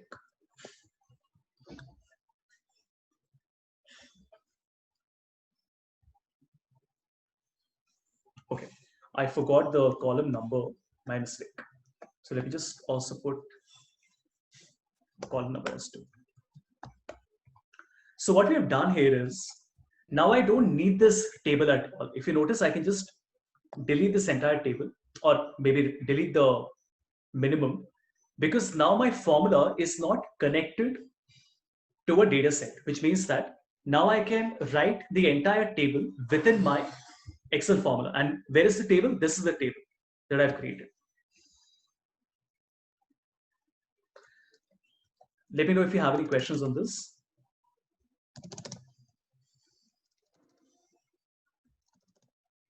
Makes sense, right? What is my first row? 0 and 0.1. Second row is 5,001 and 15%. Third row is 20,001, 20%. 35,001, 25%. And the last row is 38,001 and 30%. Now, why would I want to do this and not select an external table? It's much better, isn't it? When you write a table inside the formula, you're not relying on an external data set. That means that I can just copy and paste this formula wherever I want. Otherwise, the table always had to be copied. Now I don't need to bother with the table at all. This right now is just a reference for me. I don't actually need it. If I want, I can delete that also. Okay. So this is how you create a VLOOKUP. The lookup function, Amit, is very seldom used. It's very rare that you would ever see somebody using it. In fact, I also haven't used it for a very long time. Give me a second. Let me see.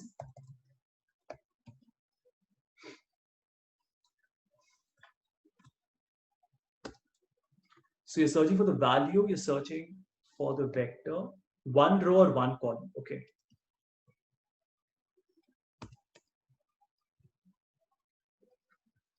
So from what I understand, we are searching. Let me just give you a different example. Why don't I open the first slide? 1 second. Anyway, I'm giving you the answer, but don't bother. Lookup is something, nobody uses it, right? I also don't use it. That just goes to tell you that it is not an important function. It's been there for a very long time. It's actually a backward compatibility. So if you notice, lookup was originally launched before VLOOKUP was there. It is still there, but because VLOOKUP is much better than this, we don't actually need it. But anyway, the lookup value, let's say, is 123. My lookup vector is my ID, and my result vector is customer name. No, that's not working. That's surprising. I thought that would work.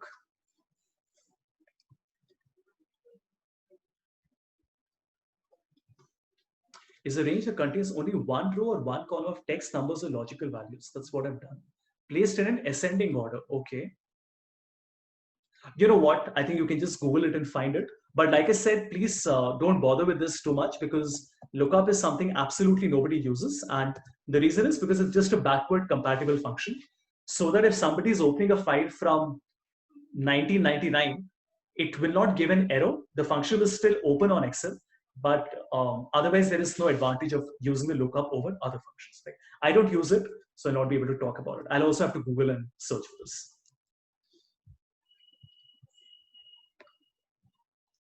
Right? But good, it's good to ask. See, what happens is that in a training like this, when you ask these questions, like you ask me a question, I gave you a quick answer. Now you know, and you will never forget it for the rest of your life. But if you hadn't asked, then I would not have bothered to tell you. And then you would never have known what is lookup and why you should not use it. You know, so this is great. Please, whenever you think of these small things, ask me then and there. So, and don't think you will ask later. Later, there'll be so many more topics you will forget what all you want to ask. So that's the reason I've opened the chat window on my system, because I want to make sure that I don't miss out on any questions that you're asking. All right. Okay. So before we depart for lunch, I just want to give you a small preview of how artificial intelligence will work in Excel, but obviously only in Microsoft 365. So I have a data set like this, which is a large data set. We have 10,000 rows. We have order date, ship date, shipping mode, customer, segment, country, city, state, postal code, region. Then we have some product details, and then we have sales quantity, discount, and profit.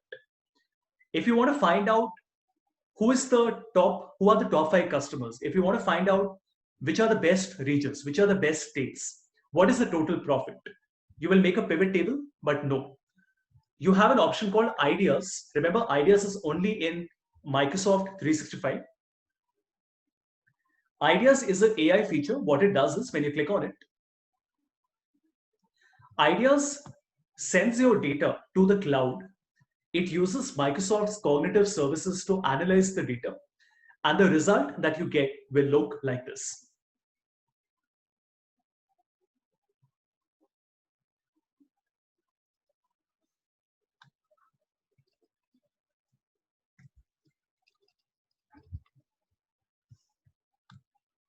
Okay, so do you see this? It has automatically created all these charts for you. So it is telling us that tables has noticeably lower profit. It is telling us that California has the highest quantity. And this is wonderful, right? This required us zero effort. I just had to click on a button. It is telling me that West and East have noticeably higher profit.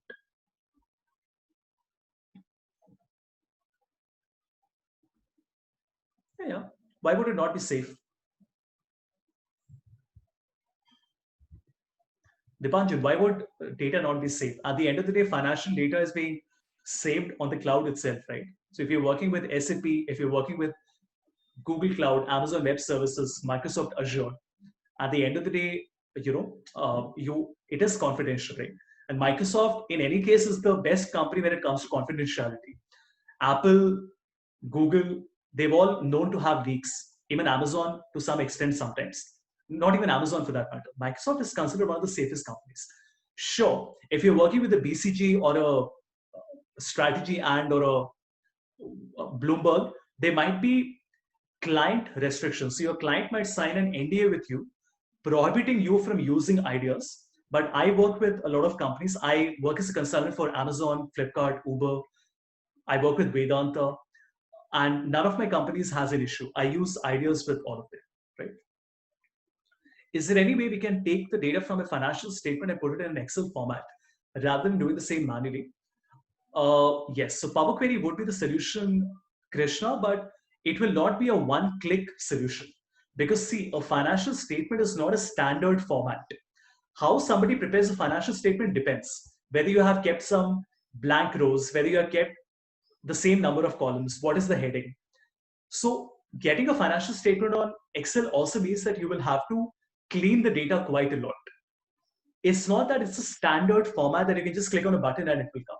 Obviously not, right? Because different companies will present their data in different ways. The items that they have kept will be different. The amount, the currency will be different. So Power Query definitely is the answer. We will focus on Power Query going forward, but there is no shortcut for that. Python, no, Bhavya, it's not using Python. Ideas is using Microsoft Cognitive Services. So this is, you can just Google it. It's called Microsoft Azure. Microsoft Cognitive Services. So these are, this is Microsoft's own artificial intelligence tools, all right? And you can Google it. You can just say Excel ideas.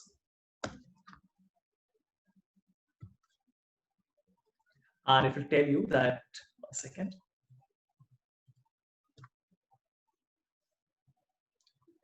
So only available in 365, obviously. And what it does is, 1 second, the page is not loaded properly.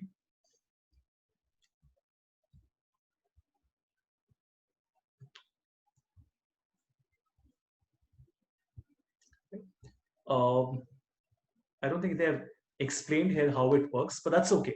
It uses Microsoft Cognitive Services. That's all you need to know. Right? And this is again a very, very new thing. So if you notice, the article is, it's not even dated, so I can't even tell you. But this just came, like this just a few months old. And they're still building more and more capabilities. For example, you can even ask your own questions. So I can say, who are my top 5 customers by profit? And it will tell you that your top 5 customers by profit are Adrian, Hunter, Raymond, Sanjeet, and Tamara Chand. If you want to know who are your top 5 customers by profit in West region, it will tell you that in the West region, these are your top 5 customers, right? Like this. And it's a fantastic tool. Like if you want to say, show me my sales by year and quarter, then it shows you your sales as year and quarter like this. Right? If you want to say sales and profit, you can just say sales and profit to show you your sales and profit like this. If you want to make a chart, just click on a chart and it will create a chart for you. It's one of the biggest changes that has happened in Excel. So Power Query, Power Pivot are new technologies, but Ideas is going to change the way we work on Excel. And because the entire concept of getting a financial executive or an analyst, writing formula, making a pivot, all of that goes away, because as long as you have a data set which is clean, it is coming from a system, you can just click and ask a question and it will give you whatever answer that you want. Right? So if you say state, which state has the highest average profit, it tells you that Vermont has the highest average profit, which is 204. Amazing, right? I mean, imagine the amount of effort it would have taken you to get this result. Like if I give you 49 states and 10,000 rows and I tell you, can you tell me where is the average the highest? You will make a pivot. You will either do an average if. You don't need to do any of that. You can just ask a question like this. So great. Quick preview of how Ideas work. You can just Google it. It's there on my YouTube channel as well. So quick recap. I showed you that Microsoft 365 is the correct version that you want, which is 4,200 per year. Only on that you will get all the new features. We did some basic formatting. So we did $signs. I showed you paste special. I showed you can use the aggregate function if you want to ignore all the error values. We did the transpose function, which is an array formula. We did the small function, which is again using indirect and row if you want to find the average of the three smallest or the three largest numbers. After that, we have done VLOOKUP. So we've done a basic VLOOKUP. I've shown you XLOOKUP, how to use a VLOOKUP with multiple columns. We did a VLOOKUP with approximate match. And I showed you how to create the table within VLOOKUP without having to rely on an external table. So when we come back, we will do some more examples of VLOOKUPs. All right. Excellent. So that would be all from my side for this session. It's 1:08. Let's come back by 2 o'clock. I'll start by 2:10, so exactly in an hour.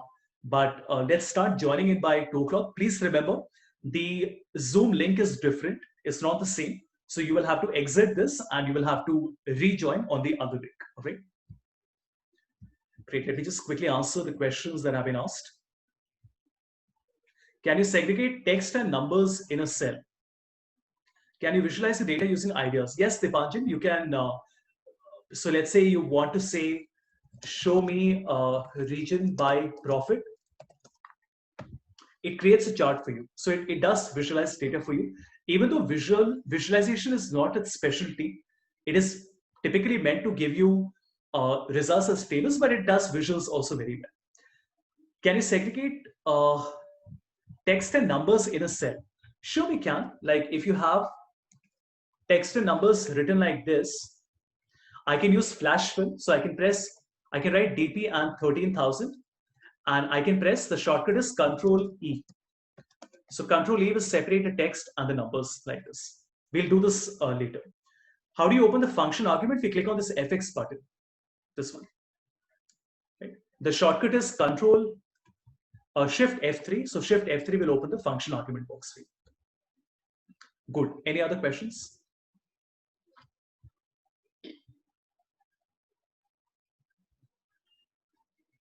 Can you use Ideas like a chatbot remotely? No, it will work only on Excel. It works on Power BI as well.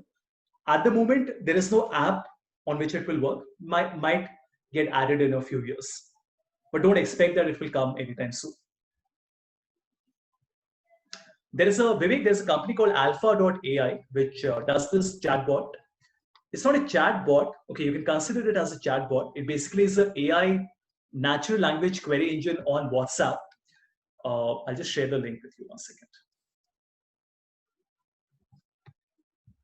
It's called Alpha.ai.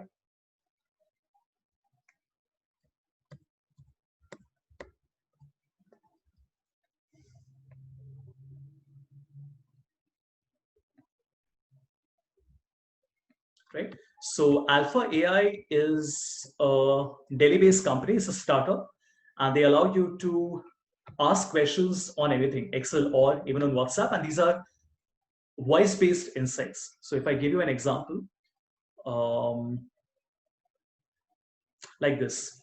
So you can say, what is my category sale for city in Texas? And it will automatically give you a result. But they are not using Excel's cognitive services. Alpha.ai has built its own algorithm, and their own algorithm is allowing them to do this, right? So you can just Google it and see how they work. Absolutely fantastic stuff these guys are doing. Okay. So it's an ex-Microsoft guy. His name is Saurabh Moody. He's a friend of mine. You can just look at this. Okay. Excellent. So we'll be back at 2:10.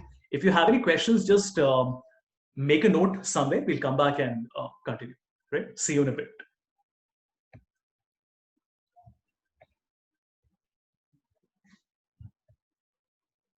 Thank you, sir. Thank you.